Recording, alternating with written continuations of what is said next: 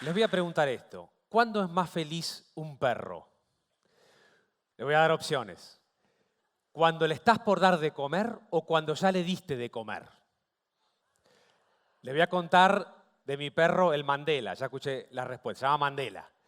El Mandela, cuando yo le estoy por dar de comer, ya se da cuenta.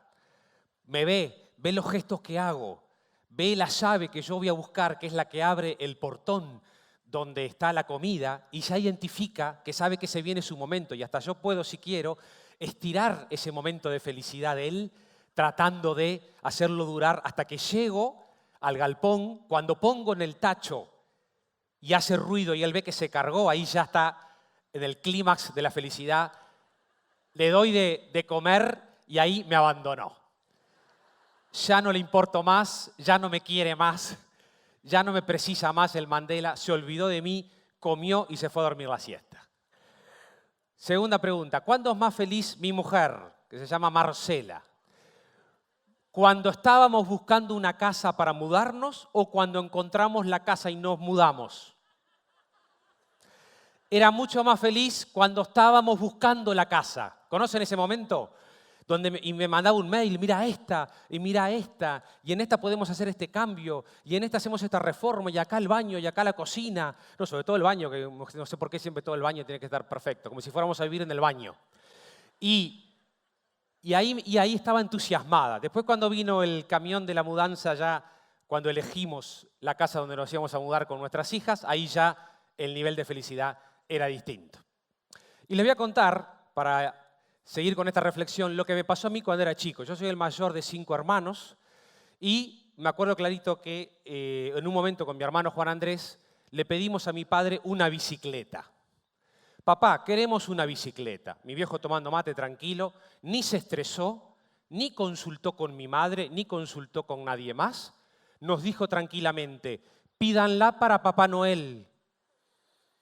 Cero estrés. Tengo 47 años, para que hagan un análisis de cómo pasó esto 40 años atrás.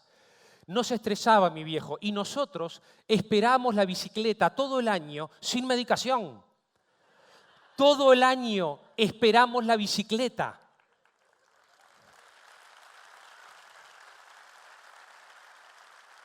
Y con mi hermano Juan Andrés, cuando llegó esa Navidad, tenías que portarte bien, te tenía que ir bien en la escuela, ¿verdad? Yo tenía que acompañar, como soy el mayor, a mis hermanos, tenía que llevar a los más chicos, había algunas tareas que hacer para después tener la bicicleta. Cuando llegamos al montoncito en Navidad, que mis viejos siempre regalaban así, había un montoncito para los hermanos mayores y otro montoncito para los chicos. Mis viejos regalaban así, chau. Y mi hermano se anima, Juan Andrés, va, abre y era un triciclo. Y me mira y yo le digo, gracias papá, porque mi viejo me había enseñado que teníamos que decir gracias. ¿Se acuerdan que antes los padres enseñaban esto? Tenías que decir gracias a lo que te tocó, sea que era lo que habías pedido o no. ¿Me siguen? Increíble. Entonces yo dije, gracias papá. Y mi viejo, y tenés que compartirlo con tu hermano. Bueno, y ahí, ¿a qué voy con esto? Que nosotros esperábamos todo el año. Esa espera tiene que ver con la felicidad. Hoy en día confundimos empacho con felicidad. ¿Y qué es lo que pasa en la sociedad actual, justamente? Nosotros estamos metidos en lo que hoy se llama la sociedad de la abundancia. En la sociedad de la abundancia el lema es, no sé lo que quiero, pero lo quiero ya. Y nuestros padres fueron educados por sus papás, o sea, por nuestros abuelos, en la sociedad de la pobreza. En la sociedad de la pobreza se crecía sabiendo que no se podía lograrlo todo, se disfrutaba lo poco que se lograba. ¿Me siguen? Se crecía sabiendo que no se podía lograrlo todo, pero se disfrutaba lo poco que se lograba. Se crecía en la esperanza. Y la sociedad actual es la sociedad de la abundancia. No sé lo que quiero, pero lo quiero ya. Lo quiero ya. ¿Cuántos dramas tienen nuestros chicos hoy que tienen mucho y eso mucho que tienen es poco? Porque este deseo y esta ansiedad, cuando mis papás, en el ejemplo que les puse antes, esperaban todo el año, nos hacía desear, nos hacía caminar. En cambio, hoy en día, si tapamos todos los deseos de nuestros hijos, no los dejamos desear, no los dejamos tener ilusiones, tener expectativas y los hacemos confundir empacho con felicidad, que es la manera directa donde se están entrando los consultorios por ansiedad y por depresión. Entonces, ¿qué es lo que pasa con los padres de hoy? Pasa que los padres de hoy no educan como antes. Y no digo esto en el tono de que todo tiempo pasado fue a mejor, por favor, no. Para mí no hay tiempo más lindo que este que estamos vivos. Pero los padres de hoy estamos tan cansados, tan estresados, con tanta culpa, que no tenemos tiempo para decir que no, no tenemos tiempo para educar. ¿Vieron que los padres de hoy se sacan de encima a los chicos? Dice, llega el nene, papá, mamá, anda con tu madre. Mamá, mamá, anda con tu padre, ¿no ves que recién llego cansado? Abuela, me estoy yendo, dice la abuela. La abuela, hay que cuidar a los abuelos, ¿eh?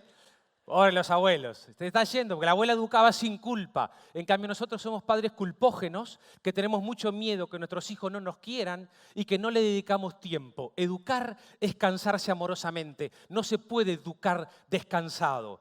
Tu hijo es un milagro, no es un problema. Y tú tenés que tener tiempo para decirle que sí y también para decirle que no. Esto es parte de los padres de hoy, el cansancio, el estrés, el agotamiento.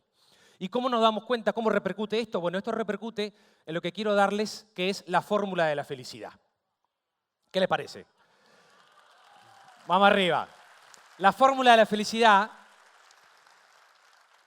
felicidad es que nuestros hijos nos vean felices a nosotros y que tengamos nosotros el coraje de ser adultos y ayudar a que nuestros hijos hospeden sus frustraciones. El mejor tutorial de felicidad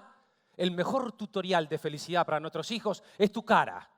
Es la cara con que nosotros llegamos y le decimos a nuestros hijos, no sabes lo lindo que me fue en mi trabajo, o de buscar trabajo. Y si preciso mentir, miento. Porque no tenemos derecho a contagiarlo en nuestros rayos o a nuestros hijos. Porque aunque les parezca mentira, nuestros hijos quieren ser como nosotros.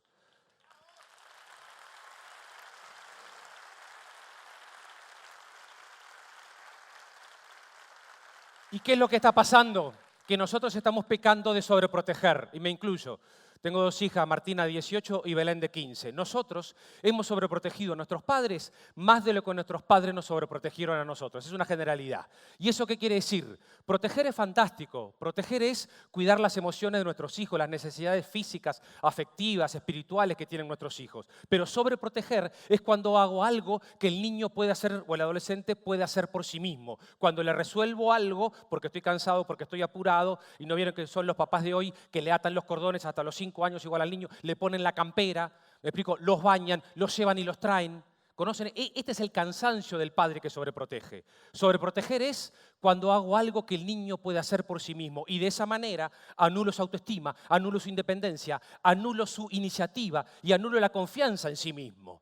El gran drama que tenemos hoy en día es que los padres no se bancan que sus hijos sufran. Y si no sufren, no crecen, porque donde hay vida hay sufrimiento. Pero no en el sentido de que ojalá que sufra, no.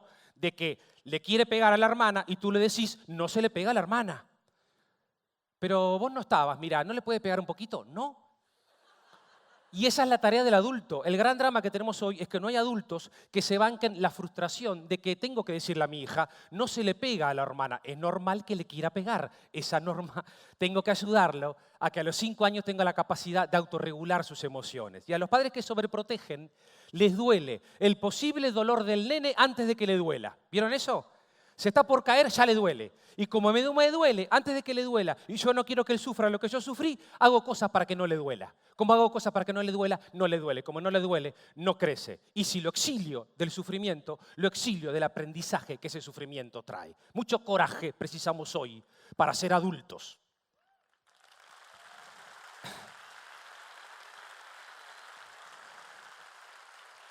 ¿Qué hacer entonces?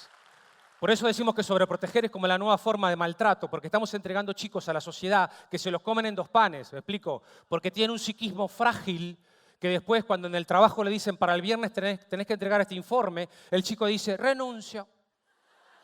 No me gustó cómo me habló, ¿sabes? Vos nunca me hablaste así, papá. Entonces, ¿de dónde va a sacar la felicidad a nuestro chico si nosotros lo exiliamos del aprendizaje que trae el sufrimiento? Que es que se va a caer, pero gracias a que se cae va a aprender a andar en bicicleta, va a aprender a manejar una computadora, va a aprender a manejarse en el mundo. Por eso esto, ¿qué hacer entonces? Nosotros precisamos adultos. Y para ser adultos precisamos dejar de ser hijos de nuestros padres. Yo soy hijo si reclamo, yo soy hijo si no perdono, yo soy hijo si todavía creo que mi infancia puede ser distinta de la que fue. Ser adulto es tener el coraje y la humildad de agradecer a nuestros viejos de que hicieron lo que pudieron con las herramientas que tuvieron y nosotros llegar a casa y poder decirle a tu hijo un beso y un abrazo. Pero si tiene un capricho o si le va a pegar a la hermana, poder decirle con total tranquilidad y con total alegría, te dije que no y es no, hijo, sin miedo y sin culpa. No te va a agradecer ahora lo que estamos haciendo por ellos. Fíjense a nosotros cuánto tiempo nos llevó a agradecerle a nuestros viejos. Muchas gracias.